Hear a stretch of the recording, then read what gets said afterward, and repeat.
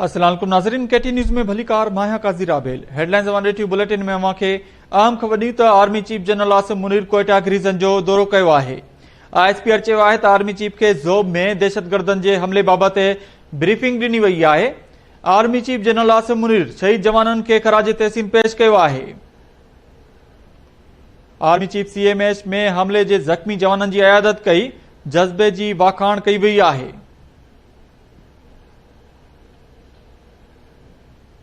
Army chief general Asim Munir चयो आहे त पाबंदी मड़ल TTP खे अफगानिस्तान में छूट मिलियल आहे। अफगानिस्तान में दहशतगर्दनि जे महफ़ूज़ ताक़तनि ते गणती आहे। Army chief general Asim Munir चयो आहे। इन हवाले सां वधीक तफ़सीलनि लाइ असां लाइन ते मौजूद आहे केटी न्यूज़ जो रिपोर्टर असद शर। जी असद, तफ़सील ॾिजो।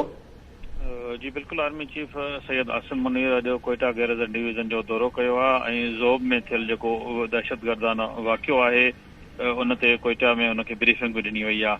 आर्मी चीफ शहीदनि खे ज़बरदस्त ख़राज तहसीन बि पेश कयो आहे ऐं ख़ासि तौर ते CMH कोयटा वञी ज़ख़्मियुनि ऐं फ़ौजियुनि जी इयादत बि कई आहे ऐं क़ौमी ख़िदमत में उन्हनि जी तारीफ़ पिणु कई आहे। इन मौक़े ते आर्मी चीफ जो चवणु हो त पाकिस्तान जी जेका पाक फ़ौज आहे उहा इंतिहाई जेको आहे ईमानदारी सां कमु करे रही आहे ऐं पाक फ़ौज अफ़गानिस्तान में जेको TTP जो जेके महफ़ूज़ पनाहगानूं आहिनि उन्हनि जी कार्रवाई ते अॻ में बि तहफ़ुज़ात ज़ाहिर कया आहिनि ऐं तवक़ो आहे जेका अफ़गानिस्तान जी उबूरी हुकूमत आहे उहा बि इन तरफ़ तवजो ॾींदी ऐं ख़ासि तौर ते इन तरफ़ तवजो ॾींदी ऐं दोहा में जेको मुआहिदो थियो आहे उन ते ख़ासि तौर ते ध्यानु ॾींदी ऐं इन मौक़े ते आर्मी चीफ तशवीश जो बि ज़ाहिर कयो आहे त इन तरह जा जेके हमला आहिनि उहे नाक़ाबिले बर्दाश्त आहिनि।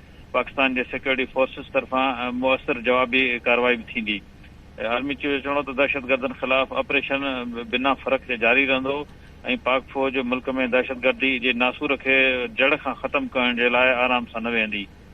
इन मौक़े ते जीअं ई आर्मी चीफ कोयटा पहुतो त कोर कमांडर कोयटा उनजो इस्तक़बाल बि कयो आहे। जी, वॾी महिरबानी अपडेट करण लाइ असद शहर।